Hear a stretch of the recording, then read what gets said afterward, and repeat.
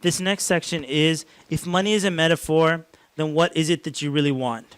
So money, basically, it's not really money that people want. Nobody's really going. Even I think back to those sisters, one is saying it's boring or it's not boring. I think the problem was that you started focusing on the paper. How interesting is paper?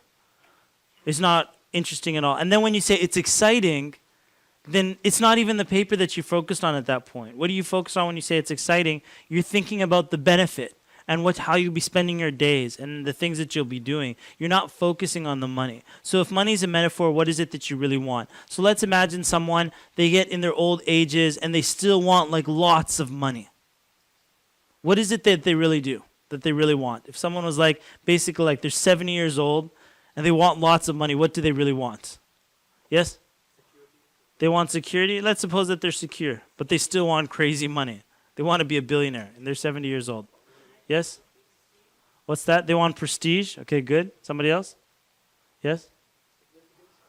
Okay, so significant sense of accomplishment. It was back to the prestige, is the same idea.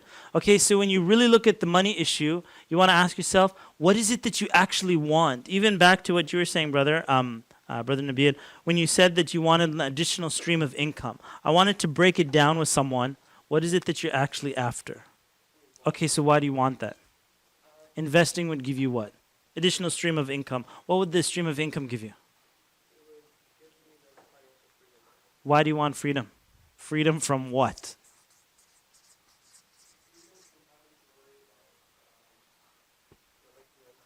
Do you worry about making ends meet? Okay. So freedom from worry of making ends meet.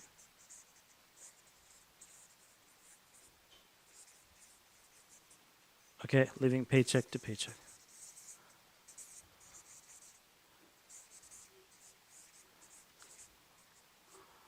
Okay.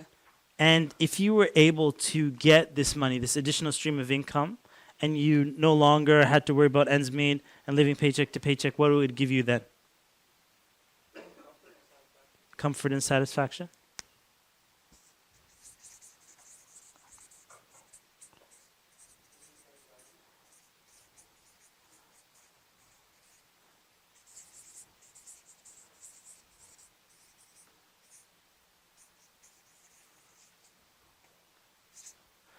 So what I was saying here is that when you break down the money issue, it's usually an emotion that you're after, right? So in the example here, it's reduced anxiety. For him, the path of money is a path of basically just calming down and the anxiousness and so on. Something that I would recommend for you is that actually go into your online like business bank account and so on and get familiar and get in control of your finances. That'll reduce the anxiety. Once you know. When I was doing that 1 hour a day studying money, after 1 week of doing that, there was no anxiety because money wasn't an unknown to me. I knew exactly what was going on. Everything was, and I felt very comfortable. Even if you're like in debt, you know comfortably, you know what's going on. So it's actually not that you need $1 million. $1 million will freak you out. Back to what Bilal was saying, that now you have to pay more taxes. So the anxiety can continue. So you want to solve that maybe by education from the beginning, and you'll get this emotion of comfort and satisfaction. Alhamdulillah, you're already making this amount of money that, you know what, it's, you know, financially you have that independence and so on. Alhamdulillah, you can feel that satisfaction. There was, I'll give you the example of a car. Someone says, I want to make X amount of money so that you can do what? So that I can purchase, you know, a super hot car like the one the Imam has. Okay, now you have a super hot car. What would that give you? The person says, a car like that would give me, well, what would happen if you had a car like that? Well, if I drove into the masjid with like this Hummer, for example, really fat Hummer with souped up wheels and stuff, and the wheels continue spinning even after I've stopped the car, then this would be great dawah for the children. Because they'll say, no, and we're serious, right? It'll be great doubt. Everybody who's laughing has basically got a belief system that just kicked in right there. Good or bad. I believe it big. You know, you arrive, when I was in Islamic school, I'd drive up with a really hot car to the Islamic school, and all the kids, that's Muhammad Sharif's car. They're like, wow, when I grow older, I want to memorize Quran too, and I want to have good things. It's going to be a good thing. Maybe. All right, so the Hummer with the spinning wheels shows up. And that would be great dawah for the kids, for example. They say, people are Muslim, they don't have to give up on their dunya as well. Then what would that give you? Well, and they start thinking, well, if the kids were guided, then it would make me happy. So what are you actually looking for?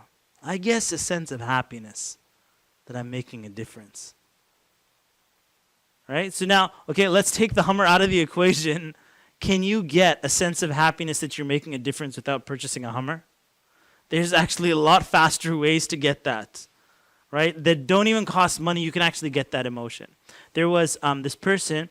He was, in some, third world country and whatnot, and some guy had come for a vacation in that area, and he saw this guy laying down on his boat. And then this person says, you know what? You should get a second boat. And the person said, why would I do that? He's like, well, if you get a second boat, you start making some income. You can get a third boat, and then a fifth boat, and actually get a whole fleet of boats. And then he's like, why would I do that? And he said, well, if you get the whole fleet of boats, then you'll be able to leave your job, basically be a business owner. And you'll be able to separate yourself. And you're like, then why would I want to do that? He's like, that's so that you can move to New York and take your company public.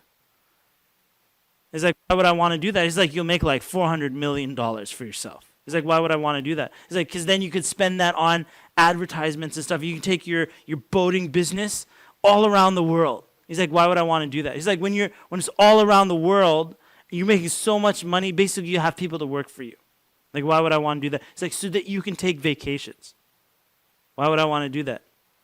So that when you're on vacation, you can just lie down in your boat and have no worries in the world. And then he smiled and he said, that sounds like a good idea.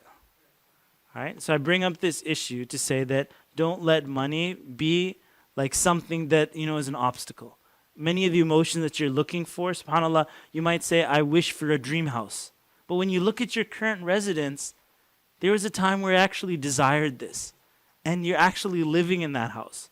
Sometimes you get one goal, and I was actually talking to an Islamic school teacher, and she was saying that, these children, every time they're doing one thing, they're always looking for the next thing.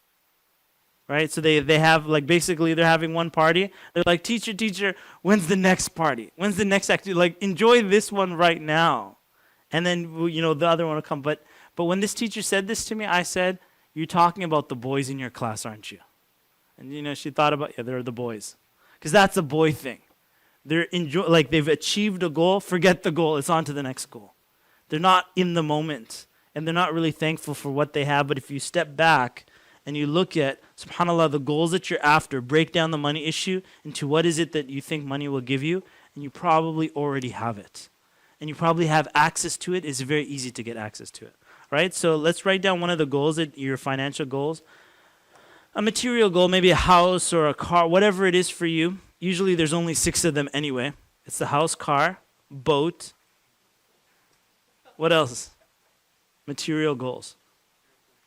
Okay, usually when someone says an airplane, they're just trying to copy somebody else. But let's say airplane. Clothing, okay, you want some clothing? Yeah. What else? What's that? A vacation, yeah, that's a good one. Experiences. If you notice that you can't even count 10 of them, right? This is the material dunya. Everything in it, you count them on your fingers, you can't even think of more than 6 things. Come on, give me some more material things that you want to pay with money. We're all talking about money, and you guys can't even buy anything with it. Yes? So a car, right? So a dream car, depending on what that is for you. It's a 4x4. What's that? Okay, tuition for children, educations, so that they can work hard and get a good paying job. Yes? What's that? Okay, so office space, or living quarters, or, your quarters. Okay, office space. Somebody else? Yes? Okay, pay debts off. Okay, yes? Okay, we mentioned house. Anybody else? Yes? An island, which is kind of like a house. It's just the location of a house. Entertainment, such as, which is the experiences, the vacations. Different experiences. That's why I changed it into experiences. Somebody else? That's why I said once you hit a certain level financially, there's nothing more to buy. You've got your car, you've got your clothes, and you go on vacation once a year. What else are you going to do? And I'll even show you how to get other people to pay for those things. Have you ever seen in those, the wardrobe of so-and-so was provided by, right? You can get someone else to sponsor your clothes. Okay, and then that's it. Now what are you going to do with the money? At the end of the day, you just want to be in a boat, calm and relax. And guess what? You can do that right now. SubhanAllah, I noticed this on an airplane when you're flying first class. What is in first class? That you pay if a regular ticket is 3,000, first class is 15,000. What is it in first class? They say in first class, you can lie down flat. Wait a second, I can do that right now. I have to pay $15,000 for this. I can lie down flat anytime I want. You want me to lie down flat right now? Lie flat. So they're just selling you $15,000 to lie flat within these few hours. And you pay so much money for this. Yet, as soon as you get off the airplane, just lie down flat. SubhanAllah, you have that blessing. But who thinks that every time they go to sleep, they're sleeping first class? How many people think that? I'm sleeping first class. I get to lie, like a flat bed. I think about it. Because I fly a lot and stuff like that. Every time I go to sleep, I'm like, this is first class, man. I can actually lie my feet out. And that's saying, Alhamdulillah. لَإِن شَكَرْتُمْ لَأَزِيدَنَّكُمْ. If you're thankful, Allah subhanahu wa ta'ala will increase you. Allah subhanahu wa ta'ala promises to increase those people who are thankful. Okay, how much does dreaming cost? Next topic. How much does dreaming cost? What's the answer to that? How much does dreaming cost? Are you sure? Basically, dreaming is free. You're not being charged per minute to dream. So why do people not dream? Even in fact, subhanAllah, we do life coaching, and someone will say they did a voluntary life coaching to someone. They say, dream, what would you like? And the person can't visualize anything. Nothing's coming to their mind. And I thought, subhanAllah, it's a muscle that they haven't exercised. There's no dreams involved.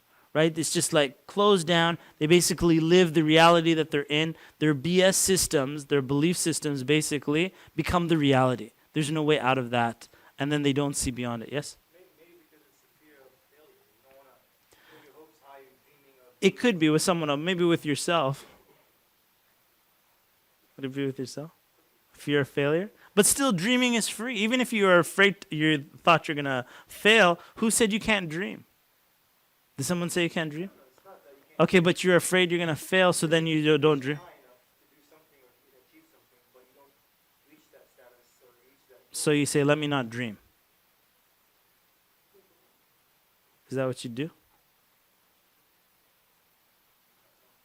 Yeah, you do.